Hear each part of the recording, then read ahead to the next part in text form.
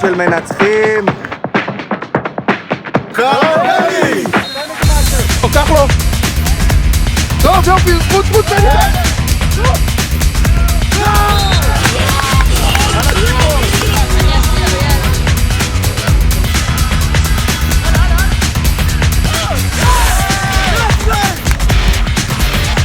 עוד פעילות תוססת של מועדון בהצדעה. הגדודים שולחים לטורניר השנתי את הנבחרת שתביא להם כבוד, אבל לא רק כבוד.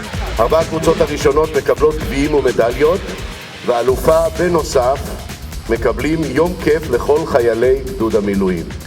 לכל החיילים. שווה להתאמץ.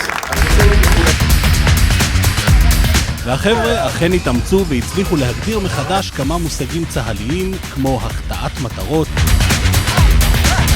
כיבוש יעד ובעיקר הפצצה כבדה.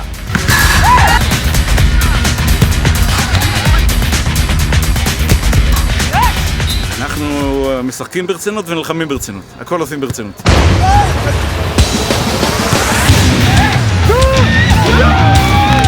ויש פה יותר מהוקרת תודה כבר. המועדון עצמו עושה פעולות יפות מאוד בתחום של פנאי ורווחה, תרבות.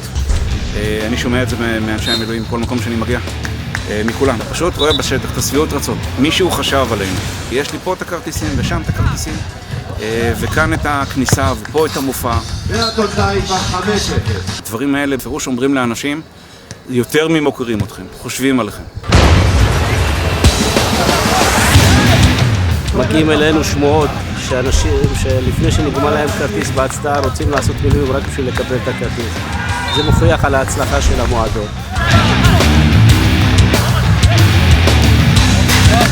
לצאת קצת מהאימונים ומהקווים. עכשיו ימה? לעשות קצת דברים אחרים.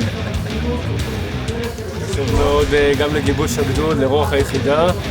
ובאמת, כמו שאמר הסמג"ד, לשבור שגרה ולהתאסף גם בנסיבות אזרחיות. מסתבר שגם בנסיבות אזרחיות מה שעושים בחורינו המצוינים זה בעיקר להילחם.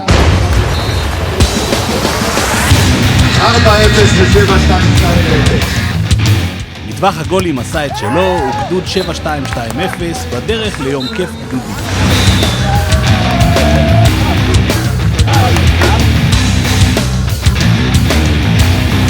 ומה בשנה הבאה? תלוי את מי שואלים. צריך גם לעשות משהו עם אנשים, אבל לדאוג לאנשים של המילואימניקים, לא?